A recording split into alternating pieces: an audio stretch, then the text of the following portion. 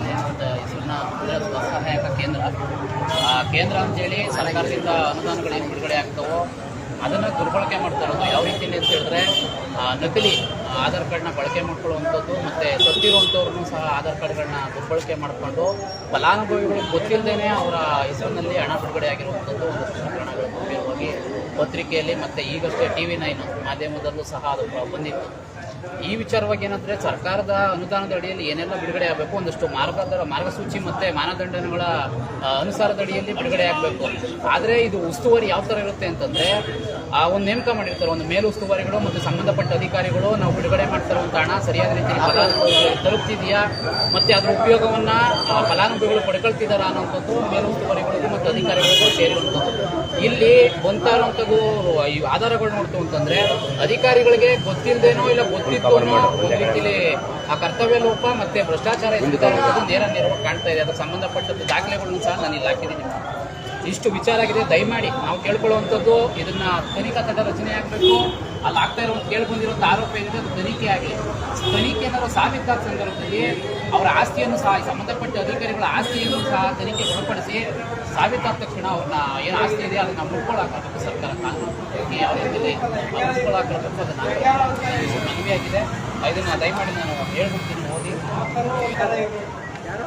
ಹೆಸರಿನಲ್ಲಿ ಮಹಿಳಾ ಮತ್ತು ಮಕ್ಕಳ ಅಭಿವೃದ್ಧಿ ಇಲಾಖೆ, ಅಂಗವಿಕಲ ಹಾಗೂ ಹಿರಿಯ ನಾಗರಿಕ ಕಲ್ಯಾಣ ಇಲಾಖೆಗೆ ಬಿಡುಗಡೆಯಾಗುವ ಅನುದಾನ ದುರುಪಯೋಗ ಮತ್ತು ಮೃತಪಟ್ಟ ವ್ಯಕ್ತಿಗಳ ನಕಲಿ ದಾಖಲೆಗಳನ್ನು ಜೀವಂತವಾಗಿರಿಸಿ ವಂಚನೆ ಎಸಗಿದ್ದಾರೆ ಎಂಬ ಗಂಭೀರ ಆರೋಪ ಕೇಳಿ ಬಂದಿರುವ ಬಗ್ಗೆ ಈ ಮೇಲ್ಕಂಡ ವಿಷಯಕ್ಕೆ ಸಂಬಂಧಿಸಿದಂತೆ ದಿನಾಂಕ 11/11/2025 ಫಲಾನುಭವಿಗಳ ಹೆಸರಿನಲ್ಲಿ ಕೋಟ್ಯಾಂತರ ರು ಅವ್ಯವಹಾರ ಎಂಬ ಸುದ್ದಿ ಶೀರ್ಷಿಕೆಯಲ್ಲಿ ಅನುಬಂಧ 1ರಲ್ಲಿ ಮತ್ತು 28/11/2025 ಮೃತರ ಹೆಸರಲ್ಲೂ ಹಣ ಲೂಟಿ ಎಂಬ ಸುದ್ದಿ ಶೀರ್ಷಿಕೆ ಅನುಬಂಧ 2ರಲ್ಲಿ ವಿಜಯವಾಣಿ ಕನ್ನಡ ದಿನಪತ್ರಿಕೆಯಲ್ಲಿ ಪ್ರಕಟಿಸಿ ಜನರ ಆಧಾರ್ ಕಾರ್ಡ್ಗಳ ದುರ್ಬಳಕೆ, ಮೃತ ವ್ಯಕ್ತಿಗಳ ಸಹಿ ಮತ್ತು ಆಧಾರ್ ಕಾರ್ಡ್ಗಳ ದುರ್ಬಳಕೆ, ನಕಲಿ ದಾಖಲೆ ಸೃಷ್ಟಿಸಿ ಸರ್ಕಾರದ ಬೊಕ್ಕಸಕ್ಕೆ ನಷ್ಟ ಉಂಟು ಮಾಡುತ್ತಿದ್ದಾರೆ ಎಂಬ ಗಂಭೀರ ಆರೋಪ ಕೇಳಿಬರುತ್ತಿದೆ. ಸರ್ಕಾರವು ಸಾರ್ವಜನಿಕ ಅನುಕೂಲಕ್ಕಾಗಿ ವಿವಿಧ ಯೋಜನೆಗಳನ್ನು ಸರ್ಕಾರದ ಮಾನದಂಡ ಮತ್ತು ಮಾರ್ಗಸೂಚಿಯಂತೆ ಸ್ವಯಂ ಸೇವಾ ಸಂಸ್ಥೆಗಳ ಮೂಲಕ ಅನುಷ್ಠಾನಗೊಳಿಸಿ ಅರ್ಹ ಫಲಾನುಭವಿಗಳಿಗೆ ಸರ್ಕಾರದ ಯೋಜನೆಗಳು ತಲುಪುವಂತೆ ಅಥವಾ ಯೋಜನೆಯ ಉಪಯೋಗವನ್ನು ಅರ್ಹ ಫಲಾನುಭವಿಗಳು ಪಡೆಯುವಂತೆ ನೋಡಿಕೊಳ್ಳುವುದು ಹಾಗೂ ಸರ್ಕಾರದ ಅನುದಾನ ಅಡಿಯಲ್ಲಿ ಸರ್ಕಾರದ ಯೋಜನೆಗಳನ್ನು ಅನುಷ್ಠಾನಗೊಳಿಸುತ್ತಿರುವ ಸ್ವಯಂ ಸೇವಾ ಸಂಸ್ಥೆಗಳು ಸರ್ಕಾರವು ನಿಗದಿಪಡಿಸಿರುವ ಮಾನದಂಡ ಯೋಜನೆಯ ಅನುಷ್ಠಾನದ ಮಾರ್ಗಸೂಚನೆಯಂತೆ ನಡೆಸುವ ಬಗ್ಗೆ ಕ್ರಮವಹಿಸುವುದು. ಯೋಜನೆಯ ಮೇಲ ಉಸ್ತುವಾರಿಗಳು ಮತ್ತು ಇಲಾಖೆಯ ಅಧಿಕಾರಿಗಳು ಸರ್ಕಾರವಿರುವಂಥ ಜವಾಬ್ದಾರಿ. ಇಷ್ಟೆಲ್ಲ ಮಾನದಂಡ ಮತ್ತು ಮಾರ್ಗಸೂಚಿಗಳಿದ್ದರೂ ಸಹ ಕೆಲವು ಸ್ವಯಂ ಸೇವಾ ಸಂಸ್ಥೆಗಳೊಂದಿಗೆ ಅಧಿಕಾರಿಗಳು ಶರೀಕಾಗಿ ತಮ್ಮ ಅಧಿಕಾರವನ್ನು ದುರ್ಬಳಕೆ ಮಾಡಿದ್ದಾರೆ ಎಂಬ ಆರೋಪ ಪತ್ರಿಕೆಯಲ್ಲಿ ಬಂದಿರುವುದರಿಂದ ಈ ದೂರನ್ನು ಗಂಭೀರವಾಗಿ ಪರಿಗಣಿಸಿ ದಯವಿಟ್ಟು ಶೀಘ್ರವೇ ತನಿಖಾ ತಂಡ ರಚಿಸಿ ಮಂಡ್ಯ ಜಿಲ್ಲೆ ಮಹಿಳಾ ಮತ್ತು ಮಕ್ಕಳ ಕಲ್ಯಾಣ ಇಲಾಖೆ ಹಾಗೂ ಜಿಲ್ಲಾ ಅಂಗವಿಕಲ ಹಾಗೂ ಹಿರಿಯ ನಾಗರಿಕ ಸಬಲೀಕರಣ ಇಲಾಖೆ ಸೇರಿದ ಅಧಿಕಾರಿಗಳ ತನಿಖೆಗೆ ಒಳಪಡಿಸಿ ಸಾಬೀತಾದಲ್ಲಿ ಕರ್ತವ್ಯ ಲೋಪ ಭ್ರಷ್ಟಾಚಾರ ಎಸಗಿರುವ ಅಧಿಕಾರಿಗಳ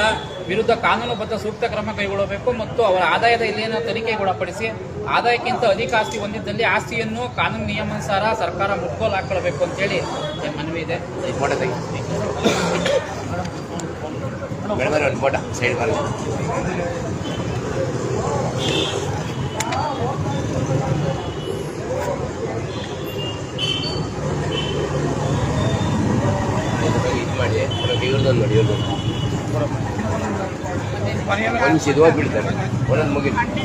ನಮ್ಮ ಏನು ಮನವಿದೆ, ರಿವರ್ ವ್ಯಾಲಿ ಅಭಿವೃದ್ಧಿ ಇದರಲ್ಲಿ ಮಹಿಳಾ ಮತ್ತು ಮಕ್ಕಳ ಅಭಿವೃದ್ಧಿ ಇಲಾಖೆ ಅಂಗವಿಕಲರ ಮತ್ತು ಹಿರಿಯ ನಾಗರಿಕರಿಗೆ ಬಿಡುಗಡೆಯಾಗಿರುವ ಅನುದಾನ ದುರುಪಯೋಗ ಪಡಿಸಿಕೊಂಡು ಇದು ಮಾಡಿದ್ದಾರೆ ಅಂತ ಇನ್ನು ತುರ್ತಾಗಿ DC ಸಾಹೇಬರು